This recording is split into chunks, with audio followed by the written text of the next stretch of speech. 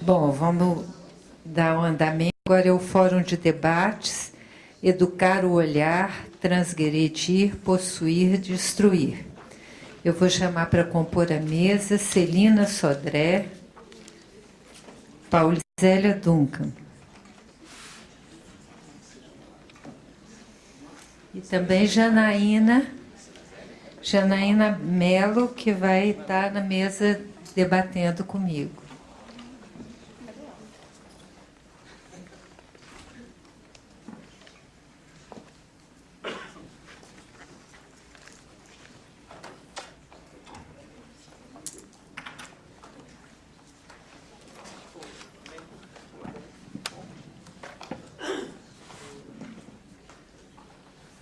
A ideia é que que vocês vão falando e conversando entre si, e eu vou me metendo na medida que eu conseguir.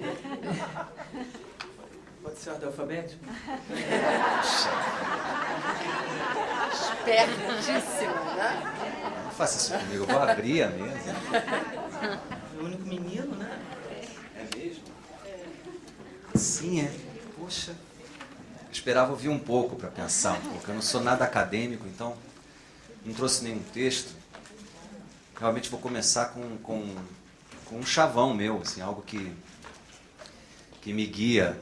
E quando eu li o tema, né, que já foi também muito desenvolvido aqui, a tal da destruição para construir, eu tenho um anagrama triangular que me rege. Eu queria que todo mundo pensasse num triângulo para facilitar a minha vida e escrevesse em cada ponta do triângulo uma palavra. Na primeira ponta, vida, na segunda ponta, liberdade e na terceira ponta, arte.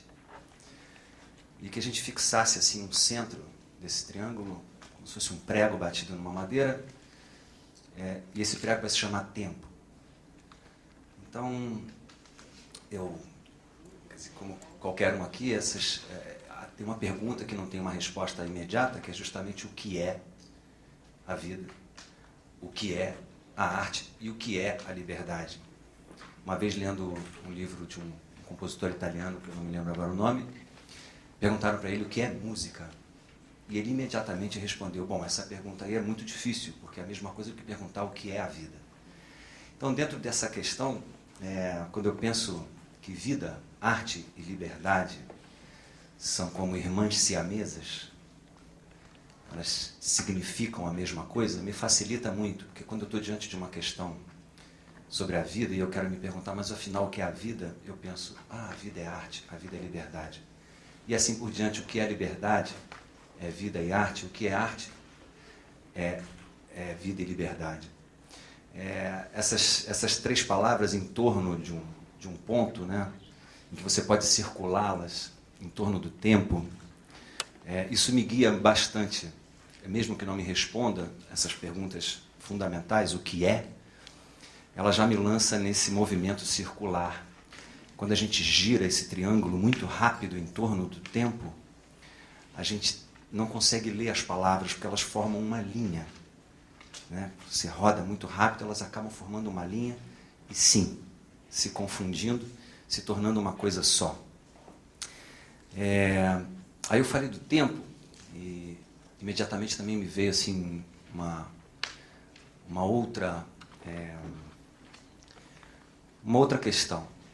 Eu, quando tinha uns 23 anos, uma vez fui na casa de uma amiga e tinha um outro amigo lá que pegou o meu pulso e eu usava um relógio ponteiro, e ele me disse assim, você precisa ir num lugar que eu estou indo, porque tem um cara falando coisas interessantes. E eu perguntei o quê? Ele pegou meu relógio e disse, esse tempo aqui dentro desse relógio é regido por um deus grego chamado Cronos. Por isso chamamos de tempo cronológico. Né? Cronos rege esse tempo que avança do passado para o futuro através do presente, é uma seta. Mas existe um outro tempo, esse amigo me disse. E quem rege esse outro tempo, o maestro desse tempo, é Aion, o tempo aiônico. Seria o tempo puro, aquele em que passado, presente e futuro estão misturados. mas a priori, ou seja, ainda não aconteceu a separação entre passado, presente e futuro. Não são esses três tempos independentes misturados. Eles são anteriores à independência. O tempo puro, disse esse meu amigo, é o tempo do artista. Naquele momento eu me perguntei, uau, eu já me considero um artista e não conheço o tempo puro. Tardiamente, fui enfim, às aulas que esse cara, que era um filósofo já falecido, chama-se Cláudio Ulpiano. Eu fui, não sei se eu fui aluno do Cláudio durante 8 anos, mas um aluno diferente, porque eu não sou acadêmico, né? Então eu não sou de muitas leituras, assim, não passei por esse processo. E o Cláudio identificou em mim assim, um artista, e ele me liberou imediatamente da necessidade de ser um teórico. Isso me ajudou muito, porque eu pude realmente acreditar na força da vida através da liberdade da arte e fazer com que minha vida girasse em torno desse tempo puro, desse suposto prego que não apregoa, né? Que não prende.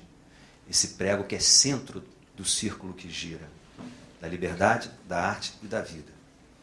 Por não ser um teórico, eu pude realmente me deixar levar por uma coisa que eu chamo de fruição, né? Ou seja, de encarar que a própria vida é matéria-prima e que em cima dela ela é suficientemente cheia de motivos, porque são os motivos que nos levam, né? Não os objetivos.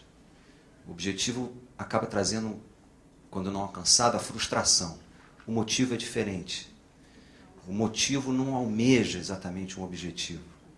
O motivo está naquilo que vai te mover em direção a alguma coisa.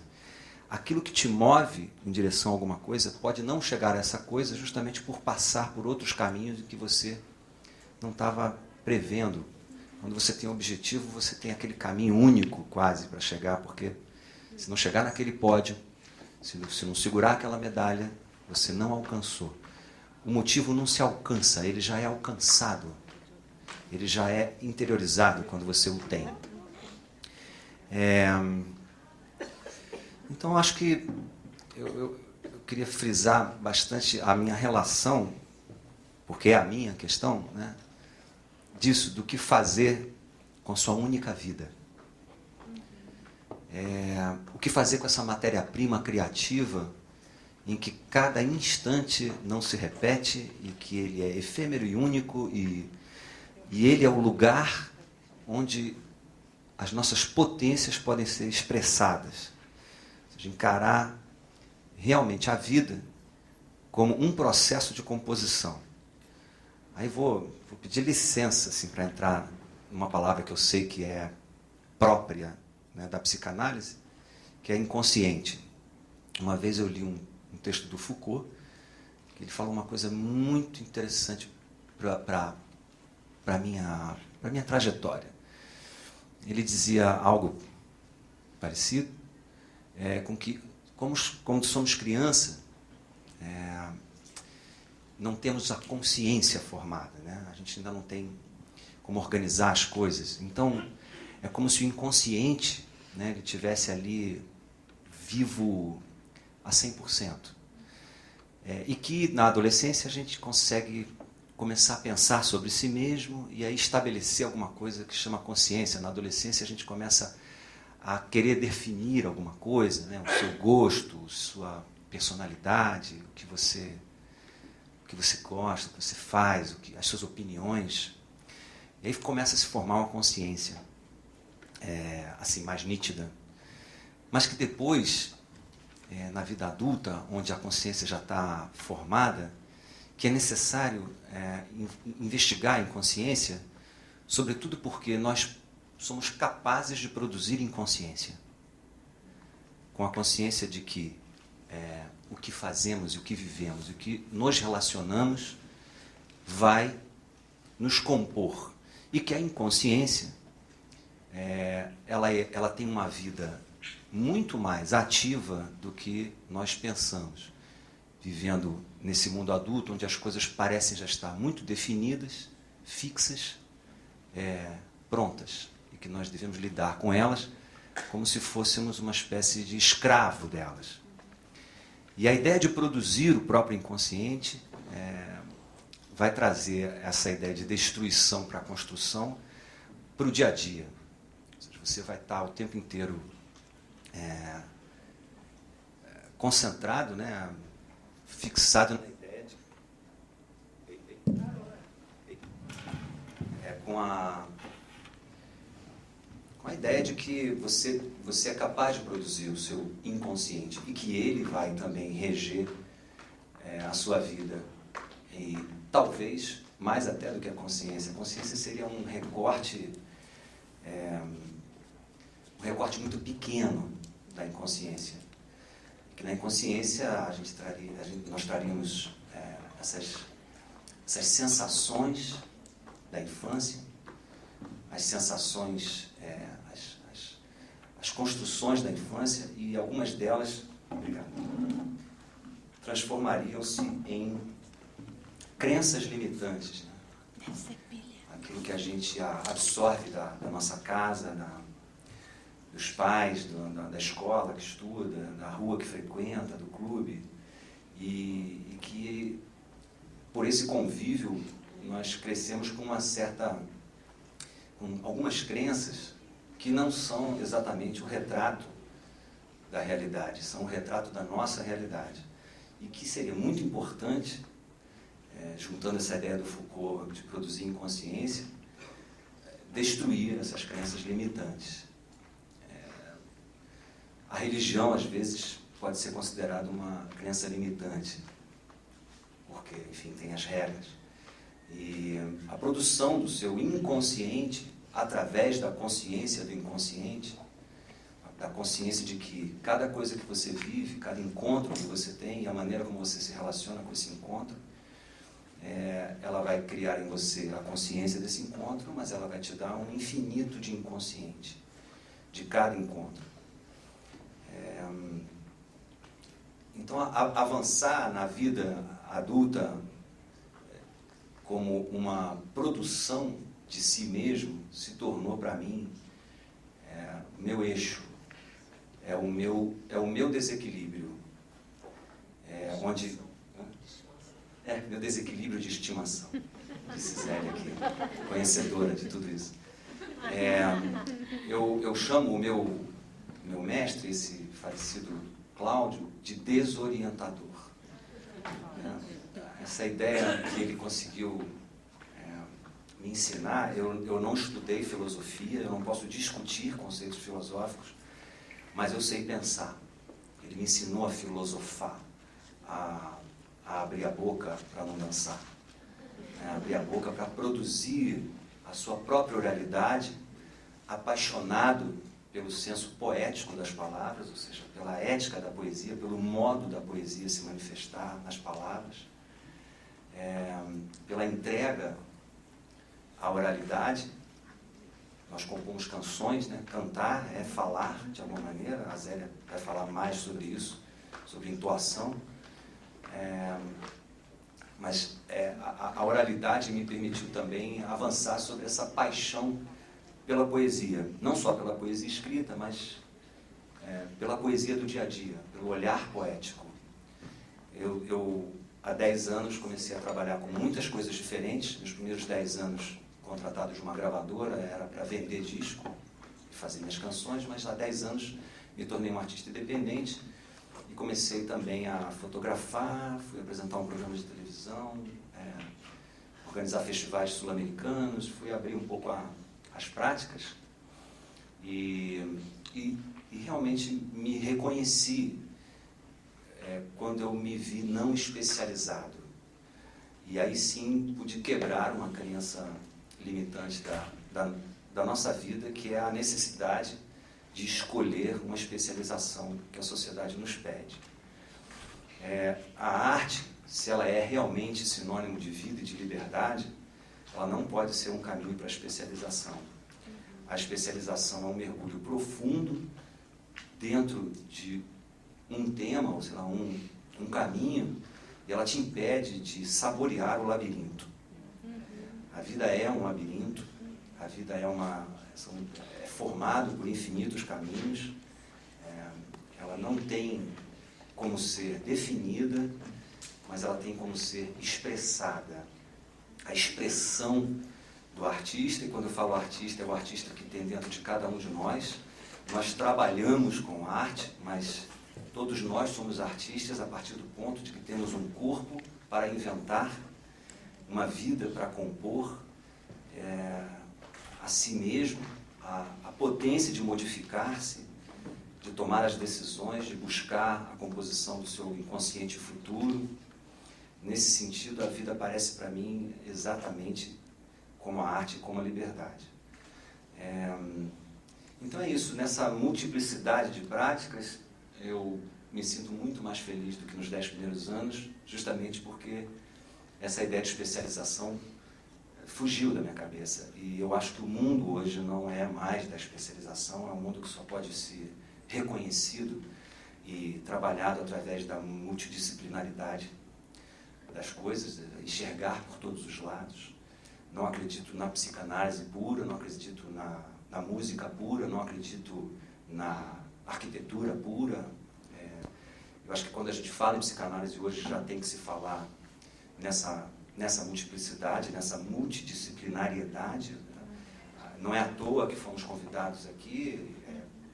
Para a arte interessa hoje a visão psicanalítica, para a arte interessa a visão arquitetônica, e acredito que para todos é um mundo, é um multimundo que necessita de um multi-homem, de um homem que trabalha a sua percepção como causa de uma multi-expressão. Porque assim somos. Nós somos potência, antes de mais nada. A vida é potência. Ela nasce como potência e acaba como potência. E nesse meio do caminho, eu falei, o que fazer com sua única vida é descobrir, não é nem qual a sua potência, descobrir a sua potência. Essa multipotência de se expressar de diversas maneiras. Acho que a gente está vivendo agora, através da tecnologia, principalmente, a libertação da ideia de que você tem que ser uma coisa só. E mais do que isso, a obrigação de ser o melhor nessa coisa. Isso é uma loucura completa. Isso é uma loucura completa. Não há espaço para bilhões de vencedores nesse sentido. Não há, porque só premiam o primeiro lugar, às vezes o vice-campeão. Mas ninguém lembra quem foi o vice-campeão da Copa do Mundo de 20 anos atrás. Só lembram do Vasco. O Vasco tem dessas coisas. E, bom, para encerrar aqui, é isso. Acho que a minha visão é essa. Eu me sinto um homem contemporâneo. Mais uma vez, me sinto um artista, assim como qualquer um que está nessa sala. Eu vejo o homem como um artista, porque, mais uma vez, a vida é a matéria-prima mais maravilhosa que existe. E é isso. O meu papo hoje, a princípio, é esse. Da não especialização em relação a esse mundo, a esse multimundo que existe.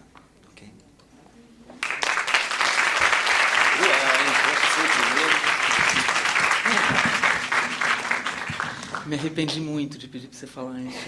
Agora eu tô mal. E olha que eu te conheço, vacilei. Estava lembrando da história da centopeia, que era muito orgulhosa, tinha várias sandalinhas, sapatinhos coloridos, e ela dançava com todas as suas 100 pernas, com muita agilidade. Alguém vira para ela e diz, mas vem cá, como é que você faz isso? Ela parou e nunca mais fez nada. Porque esse negócio da gente... eu me formei em letras ano passado e eu tinha uma preocupação de estudar. Porque eu dizia, caramba, eu sou uma artista, melhor um artista não estudar. Eu tinha essa preocupação, né? Porque o Noel Rosa dizia que batuque é um privilégio, ninguém aprende samba no colégio. E depois teve um pouco essa ilusão de que porque eu estava estudando, algumas letras estavam saindo um pouco melhores, algumas letras que eu tinha feito antes de entrar para a faculdade. Aí começa aquela maluquice. Porque não existe isso, a gente fica meio perdido quando acha que é artista. No meu caso, assim, não sou um artista que com 2 anos cantava o hino nacional. Né? Eu fui descobrindo aos poucos, pelo contrário, eu tinha muito trauma da minha voz. Com 12, 13 anos eu me sentia péssima de ter a voz grave, eu já tinha esse tamanho, e entrava num lugar e falava, e torcia para alguém falar logo alguma coisa depois, porque minha voz ficava soando, 2 irmãos mais velhos em casa, todo mundo no telefone, confundia minha voz com a deles, isso era horrível. Então até eu descobrir que tinha um valor, uma mulher de voz grave, demorou um pouquinho. Então a gente vai, quer dizer, sem querer fazer um trocadilho, que depois vocês vão entender, mas a gente vai tateando esse negócio né, da gente ser o instrumento. Quando é o cantor, então, a sua voz, seu instrumento está dentro de você. E depois eu tinha essa paranoia, eu achava que a minha voz ia me abandonar a qualquer momento. Eu acordava com um casaco pendurado na minha cama e botava o casaco, não importava o tempo que estava lá fora. E ficava horas cantando para minha mãe, dizendo: mãe, minha voz mudou, você acha que minha voz mudou? Tadinha.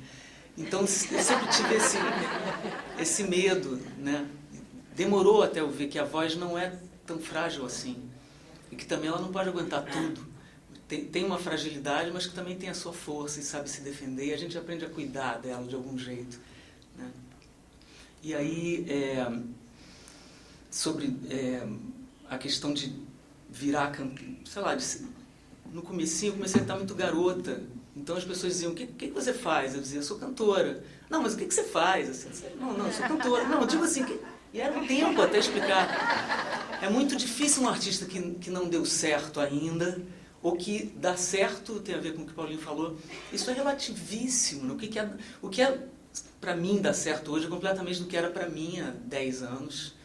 É muito diferente. Tem a ver com você estar em harmonia com o que você faz, estar feliz, ou mais feliz do que infeliz, se sentir em movimento. A aflição, ela vai estar sempre ali. Isso eu tenho aprendido sobre isso muito.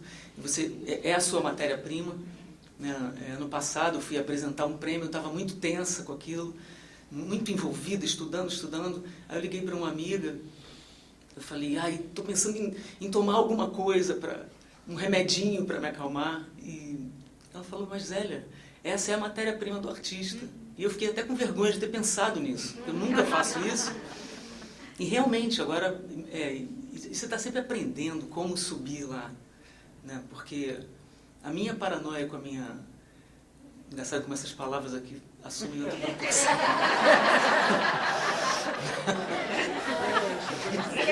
Esquece. A minha paranoia com o palco é ter tesão para subir no palco. Eu canto há 32 anos. E eu não quero que isso seja uma coisa burocrática, porque é realmente a minha profissão, é como eu ganho dinheiro.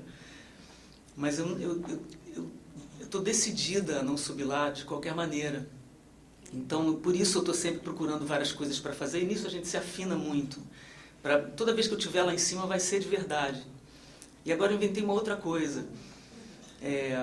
A gente faz shows em espaços muito diferentes. Então, eu fui fazer os SESIs aqui pelo Rio, e são teatros tipo desse tamanho, mais ou menos, bem pequenininhos, com a banda toda. Sem o meu cenário, sem o show como ele é. O show atual que eu estou fazendo se chama Tudo Esclarecido. Aí, antes de entrar, eu pensei: caramba, eu estou no interior do Rio, ninguém conhece esse disco novo, certamente, que saco, a gente trabalha... Aí comecei a ficar meio... Aí falei: não vou ficar triste, eu estou em um lugar para cantar. Eu vou pensar o seguinte: não sou eu que vou entrar para cantar. Eu sou uma atriz que representa uma cantora que canta há anos e que vai cantar músicas que ninguém conhece. E assim, eu entrei muito feliz. Falei: que legal, eu não sou essa cantora que vai cantar essas músicas que ninguém conhece. Eu sou uma atriz incrível que vai representar uma cantora. E eu fiquei muito feliz e me comuniquei. Eu falei para as pessoas depois da terceira música: queria que vocês me assistissem como se isso fosse uma peça de teatro e que vocês não sabem qual é o final. Porque hoje em dia o público vive uma coisa muito louca, assim, que é a possibilidade de estar no palco. Esse negócio da internet e dos computadores, né, que você pode gravar em casa uma fita, se você é afinadinho, né, aí todo mundo vai dizer que está super legal, e no fim de semana você entrega para nós que estamos fazendo um show e diz: olha a minha fita. Né, então isso gerou no público um negócio muito louco, que é a audição sem isenção. O público não compreende a maravilha de ser um ouvido. Né? Mesmo porque o que a gente faz, não adianta o Paulinho fazer a canção mais linda do mundo e ele faz um monte, se ele não vai ter uma pessoa para ouvir. Então eu fui dar uma entrevista ontem, porque eu vou fazer um show em Salvador domingo. Aí o cara disse, e aí Zé, você vai tocar essas músicas do Itamar? Eu estava falando muito do show. O show é lindo, tem um cenário incrível, minha banda é o máximo. Mas e aí? E as pessoas? Como é que vai ser com as pessoas? Porque todo mundo quer cantar, dançar, né? Todo mundo quer se sentir parte do show como se fosse o próprio artista. O que eu acho lindo, é uma delícia, né? Ter as pessoas cantando com a gente, dançando. Mas tem uma coisa antes disso, que é elas conhecerem o que a gente está fazendo. E para isso elas vão ter que ficar quietas. Mesmo na Bahia. Né? E olha, meu pai é baiano, não estou falando mal, eu amo. O Nordeste é o lugar que eu mais amo do Brasil, a região que eu mais amo. Mas perdeu-se um pouco o gosto por essa participação tão preciosa, que é dar o seu ouvido para alguém. Porque não adianta cantar se você não vai ouvir, não adianta. Eu trouxe uma coisa para te oferecer, então você vai ter que parar e ouvir. E acho que o nosso tempo, isso está bastante comprometido, assim, eu me lamento quanto a isso.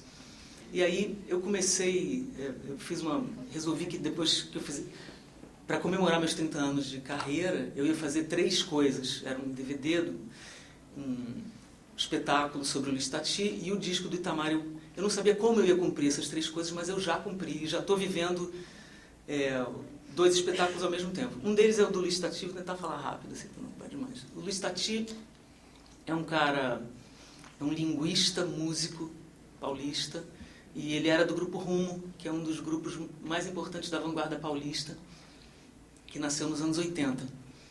E o Luiz Tati, ele é um cara, ele é genial, e ele defende que o canto veio da fala, e que mesmo agora aqui a gente está produzindo um monte de música, todos nós. Só que cabe ao cancionista dizer, reproduzir isso e ser